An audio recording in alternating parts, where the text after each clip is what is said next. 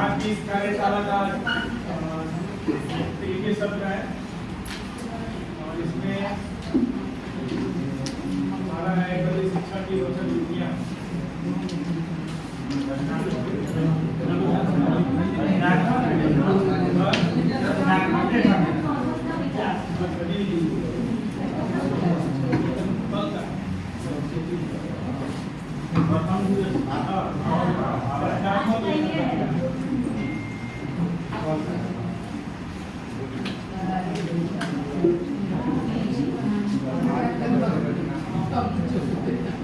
पढ़ाना नहीं, सबसे पहली बात ये है कि कार्यशाला के लिए जो डिस्कस हुआ था पहले, उसमें सबसे महत्वपूर्ण बात सब ये समझाया था कि यह कार्यशाला जो है कंटेंट बेस्ड नहीं, किसी को इसमें पढ़ाना है कंटेंट के बारे में बहुत ध्यान नहीं देंगे और उसके मेथोडोलॉजी तरीका के ऊपर ध्यान रखना है कि उन्हें इस चीज़ को अपने विद्यालय विद्यालय के बच्चों के साथ कैसे करना है। तो उसको लेकर के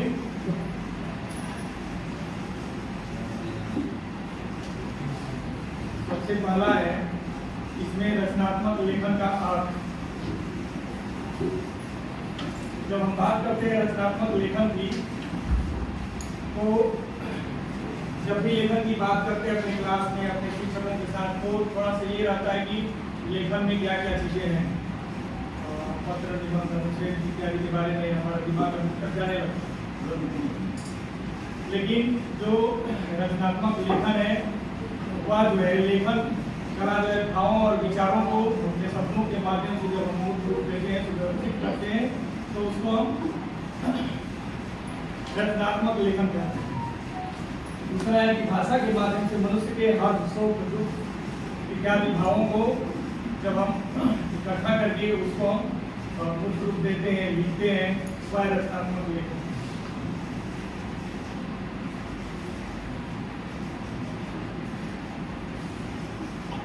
इस रचनात्मक लेखन का उद्देश्य क्या है?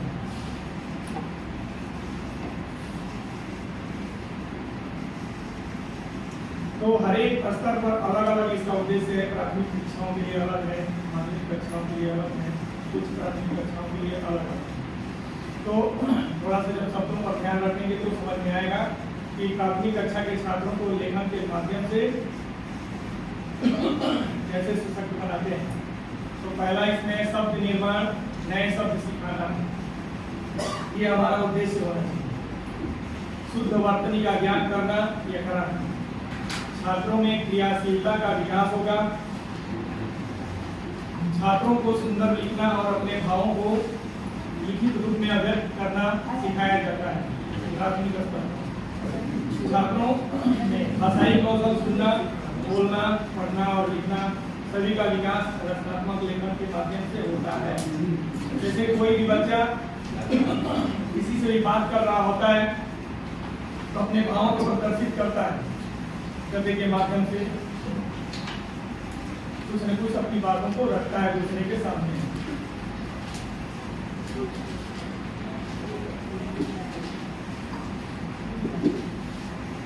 अब कुछ प्राथमिक कक्षाओं के लिए क्या उद्देश्य है, थोड़ा सा अलग हो जाता है उससे।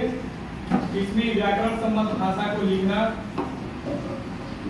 और व्यावहारिक प्रयोग करना, छात्रों में सृजनात्मक शक्ति का विकास करना, स्वलेखन के लिए प्रेरित करना या प्रेरणा देना, भाषा को समृद्ध बनाने के लिए मुहावरे, लोकोक्तियां और सूक्तियों का प्रयोग करना, छात्रों में भाषा और साहित्य के प्रति रुचि जागृत करना, अपनी कल्पना शक्ति का सफल प्रयोग करना।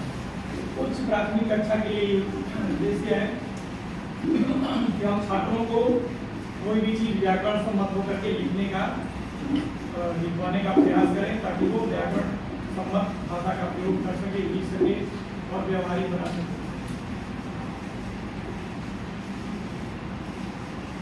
हम माध्यमिक कक्षाओं के लिए थोड़ा सा उद्देश्य अलग हो जाता है। मनोरंजन करना, कलात्मक अभिव्यक्ति को प्रोत्साहन देना, लेखन के कार्य और मूल्यों का अन्वेषण करना, कल्पनाओं को व्यक्त करना, चिंतन को स्पष्ट करना, अपनी अभिव्यक्ति को पहचानना, भाषाई कौशलों को सीखना। इसमें माध्यमिक कक्षाओं में बच्चे अपनी अभिव्यक्ति को अनुच्छेद के द्वारा, निबंध के द्वारा, कहानी के माध्यम से लिख करके व्यक्त करता है।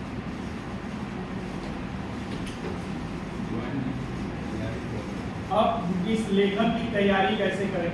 विभिन्न स्तरों पर अलग अलग तैयारी है। प्राथमिक कक्षाओं के लिए क्या तैयारी है उसको देखेंगे। सर, हाँ, रचनात्मक लेखन क्या है, इसको कहते हैं, क्या है इसको मैंने पहले ही बताया था कि रचनात्मक लेखन और सृजनात्मकता इसकी बात करते हैं कि जब हम अपने भावों को, विचारों को जो हम समझते हैं, जो अनुभूति करते हैं, जो महसूस करते हैं, उसको जब समझ करके हम लिखते हैं या बोलते हैं, किसी को कभी भी उसे सुनाते हैं, तो वो है रचनात्मक। वही है रचनात्मक।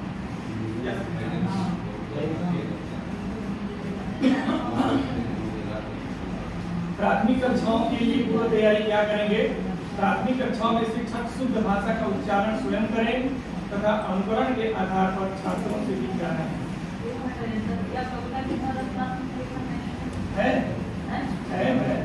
नहीं है, बिल्कुल है, एकदम है,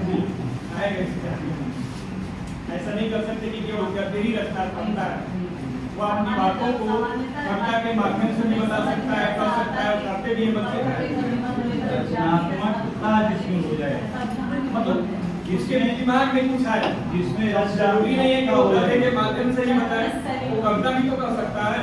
रचनात्मकता माने क्रिएटिविटी, रचनात्मकता हो जाए। रचनात्मकता का मतलब रचने की प्रक्रिया ये कि जो व्यक्ति है उस व्यक्ति के विचार नित्य नवीन हो, उसकी रचना पहले कभी नहीं की गई हो, पूरी तरह से बिना किसी की सहायता के वो अपना सृजन हो।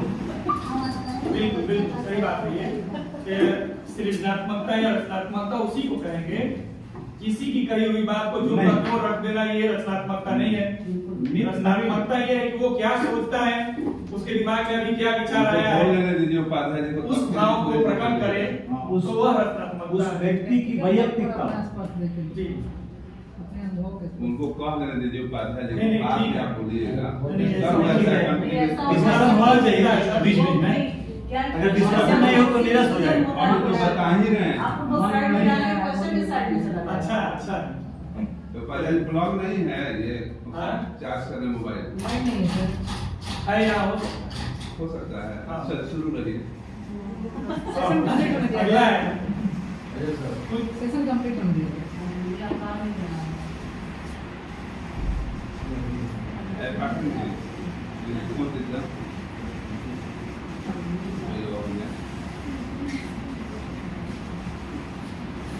खाली हो रहा ना, आप बता रहे हैं।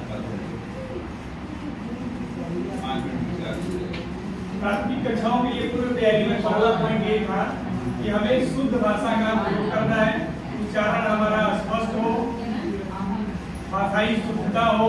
यह जब हम ध्यान रखेंगे तो छात्र भी इसका अनुकरण करेंगे।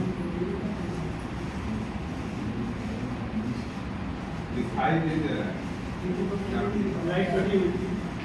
और दूसरा पॉइंट ये है कि रचनात्मकता उकेरने के लिए, बच्चों में पैदा करने के लिए कुछ दृश्य और श्रव्य सामग्री को दिखाना चाहिए। उसको देख करके अलग अलग उसके दिमाग में विचार आते हैं, तो इसका प्रयोग करें। कुछ चित्रों को दिखाएं, चित्रों को दिखाने से भी उनके दिमाग में विचार आता है, क्या किया है, कैसे किया है, इसमें क्या करना है, ये सारी बातें। छोटा बालक जैसा सुनता है वैसा ही बोलता है। लेखन में भी अपरिपक्व होता है, अतः उसके लेखन पर अधिक ध्यान देने की आवश्यकता है। जैसा सुनता है वैसा बोलता है, जो सुनेगा वह लिखेगा। ज्यादा विचार, अधिक से अधिक विचार तो उसके दिमाग में आएंगे नहीं। तो जो वो सुन करके समझ करके लिखता है उसमें हमें अब अधिक जोर देने की जरूरत है। जो उसको शुद्धता पूर्वक चेक करें, उसकी कहाँ गलतियां हुई हैं उसको बताएं, समझाएं। तो ये तैयारी है लेखन। उच्च प्राथमिक तथा माध्यमिक कक्षाओं के लिए पूर्व से क्या तैयारी होगी? तो बच्चे समाचार पत्र, पत्रिकाओं, पुस्तकों, प्रेरक प्रसंगों को पुस्तकालय से पुस्तकें लेकर पढ़ते रहें। विद्यार्थियों को पुस्तकें खरीदने के लिए प्रेरित किया जाए, पुस्तकें पढ़ने के लिए प्रेरित किया जाए। विद्यार्थी समसामयिक विषयों से संबंधित आलेखों को काटकर अपने पास रखें। अध्यापक को स्वयं भी अपने पास एक फाइल नमूने के तौर पर बनाकर रखनी चाहिए। कुछ ऑडियो वीडियो भी अध्यापक अपनी सूझबूझ से चुनकर बच्चों को दिखा सकते हैं। ऑडियो वीडियो देखने से बच्चे खूब प्रेरित होते हैं। जैसे एक पाठ है मंगलेश जबराल का, कौन सा पाठ है? संगतकार। संगतकार। Yes, I know that. हाँ संगतकार है। हाँ जी, मैं कंफर्म बता रहा हूँ। हाँ हाँ 9th में हाँ 10th। उसमें संगतकार पाठ पढ़ाते समय जैसे दृश्य श्रव्य सामग्री सिखाने की जो बात आ रही है, तो उसमें हमारे यहाँ एक बिरहा होता है, लोकगीत में बिरहा है ना मैडम, तो लोकगीत में जो बिरहा है वो संगतकार पाठ को पढ़ाने बताने के लिए उसकी जो वीडियो है दिखा करके बहुत मदद मिलता है। उसमें एक गायक जो है बीच में खड़ा होकर दिखाता है, साथ में जो उसके संगतकार है पीछे बैठे होते हैं उसको सुनाते हुए। जैसे भी राम लक्ष्मण परशुराम संवाद की चर्चा जो हुई थी, तो उसमें रमन सागर रामायण जो बनाया था उन्होंने पुरानी वाली, उसमें जो वीडियो है सीता स्वयंवर का, वो सेम टू सेम जो हमारी किताब में दिया हुआ है, वो एक भी लाइन छूटा हुआ नहीं है। यूट्यूब में जाने से वो मिलता भी है आसानी से। हर एक प्रसंग को उसमें बारीकी से दिखाया हुआ है, हाव भाव के साथ। तो राम लक्ष्मण परशुराम संवाद पढ़ाने से पहले बच्चों को एक दिन पहले उसको ग्रुप में वीडियो को भेज दें, लिंक भेज दें, बच्चे देख लेंगे तो और भी आसानी से उसको समझ सकते हैं। और चलते हैं अपने विषय पर कि कुछ ऑडियो वीडियो भी अध्यापक अपनी सूझबूझ से चुनकर बच्चों को दिखा सकते हैं। ऑडियो वीडियो देखने से बच्चे को प्रेरित।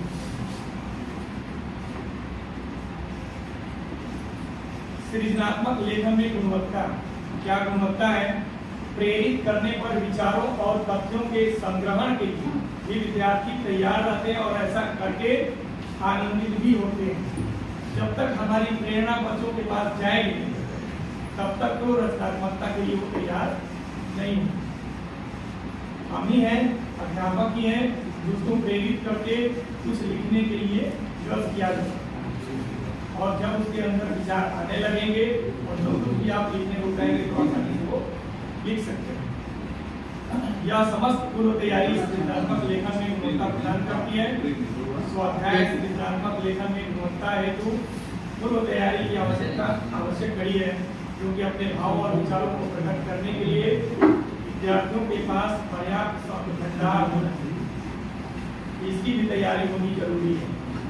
खूब भाव विचार हमारे दिमाग में आ रहे, लेकिन हम अच्छे शब्दों का सुव्यवस्थित प्रयोग नहीं कर पा रहे हैं, तो हमारा लेखन अच्छा नहीं हो। इसके लिए जरूरी है कि हमारे पास अच्छे शब्द भंडार भी हो, ताकि उनमें से हम छान करके कौन से शब्द का प्रयोग कहाँ किस जगह करेंगे तो संप्रेषण जगह बढ़ेगी। बिल्कुल सही बात। तो ये बात सामने वाले से कोरिलेट करिए, सामने वाले से देखिए इसमें और भी तरीका बताया है। शब्द भंडार में वृद्धि के तरीके, स्वाध्याय का और शब्द संरचना के अभ्यास। तो हम बच्चों को प्रेरित कर सकते हैं कि जो भी पत्र पत्रिकाएं हैं, पुस्तकें हैं, अच्छी पुस्तकें हैं, उसका पठन कीजिए, घर में पाठ कीजिए, लाइब्रेरी में बैठकर के पाठ कीजिए। इसके माध्यम से भी शब्द भंडार में वृद्धि होती है। दूसरा कि उपसर्ग, प्रत्यय, संधि, समास इत्यादि के माध्यम से भी बच्चों के शब्द भंडार को बढ़ाया जाता है।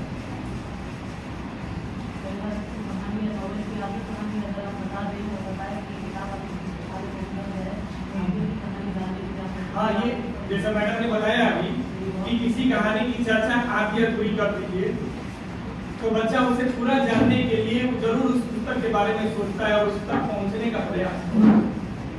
और मैं भी यही काम करता हूँ, क्योंकि जब भी विद्यालय में अरेंजमेंट क्लास लगती है तो जिस सब्जेक्ट का लगता है मैं वही सब्जेक्ट पढ़ाता हूँ और पूरा नहीं पढ़ाता हूँ, लेकिन कुछ ऐसी आधारभूत जानकारी बताता हूँ और ये कहता हूँ कि खुद से पढ़ेंगे और अपने जो शिक्षक आएंगे उनसे आप और डिटेल में इसके बारे में बात करेंगे। तो बच्चे उत्सुक होकर के जरूर पूछते हैं, मैं पूछता भी हूँ उस टीचर से अगले दिन कि क्या आपसे बच्चे पूछे थे, तो हाँ सर आपने क्या बता दिया कि जब मेरे विषय पर बैठ लोग पूरा पूछना ही शुरू कर। तो क्योंकि नई जानकारी जब आप थोड़ा सा बताते हैं तो उसमें उत्सुक हो जाते हैं जानने के लिए पूरी तरह और उसके बारे में पूछना ही शुरू। जैसे केमिस्ट्री है, केमिस्ट्री के क्लास में 9th या 10th में जाए तो उसमें एटॉमिक नंबर, फिर परमाणु बम में क्या प्रयोग होता है, यूरेनियम प्रयोग होता है, यूरेनियम की संरचना कैसी है, कैसे न्यूक्लियर रिएक्टर काम करता है, थोड़ा सा बता के छोड़ दिए, अब अगले दिन तो टीचर से पूछेगा ही पूछेगा। इस प्रकार की बात होती है।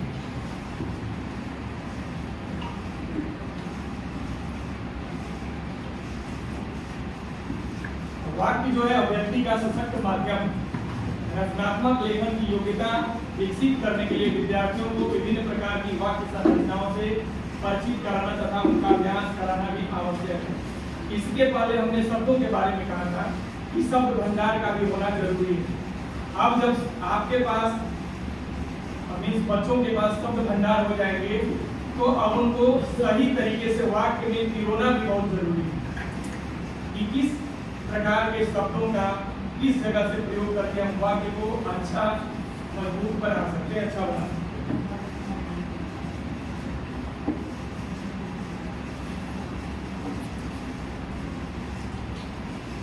रचनात्मक लेखन विधि मैडम जो आपका है साहित्यिक आधार पर प्रबंध काव्य, पद्य प्रबंध, मुक्तक काव्य, कविता, गद्य गीत, उसके बाद गद्य उपन्यास, कहानी, नाटक, निबंध, संस्मरण, रेखा चित्र या यात्रा तो मैं शुरू में यही कहा था, मैं तो अपने दिमाग में बहुत पहले यही समझ रहा था यहाँ ड्राइंग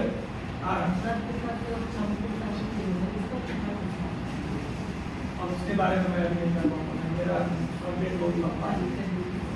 तो मैं बहुत पहले ये सोच रहा था, शुरुआत में मैं जब आया था कि रचनात्मक लेखन का मतलब होता है निबंध, पत्र, अनुच्छेद इत्यादि लिखवा तो हो गया, रचनात्मक लेखन हो गया। बहुत दिनों तक मेरे दिमाग में ये भ्रांति थी। तो बाद में मैं ये समझा कि नहीं, रचनात्मक लेखन जिसकी अभी बात हुई है ये चीज नहीं है, उससे थोड़ा सा अलग है और वो जो हम लोग समझते हैं वो भी इसके अंदर अंतर्गत ही आता है, लेकिन इसके बाहर है।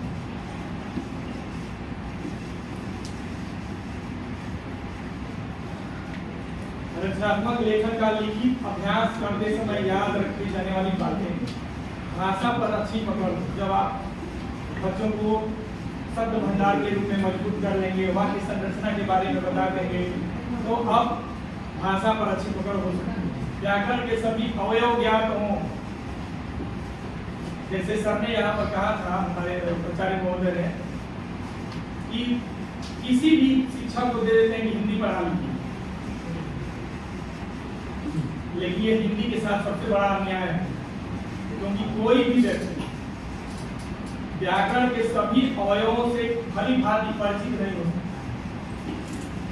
हम लोगों के भी संशय हो जाता है, कभी कभी हम लोग भी लगता है कि इससे अनभिज्ञ है। तो जो नया नया दूसरे सब्जेक्ट से आएगा तो उसके बारे में तो कल्पना करना बिल्कुल बेईमानी होगी। तो भाषा पर अच्छी पकड़ हो, व्याकरण के सभी अवयव ज्ञान हो, शब्द भंडार अच्छा हो, विषय से जुड़ा ज्ञान पूरा हो। जब इतनी सारी बातें हो जाएंगी तभी हम रचनात्मक लेखन के बारे में सोचेंगे।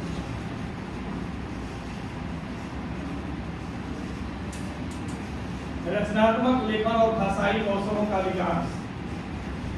वही जो पीछे बातें हो रही थी अभी कि भाषा के जो सभी कौशल हैं, बोलना, सुनना, पढ़ना, इन सबका जो विकास है, भाषाई विकास, तो हमारे पास जो शब्द भंडार होंगे, वाक्य संरचना मजबूत होगी, तो हम उसको अच्छे प्रकार से कर सकते हैं।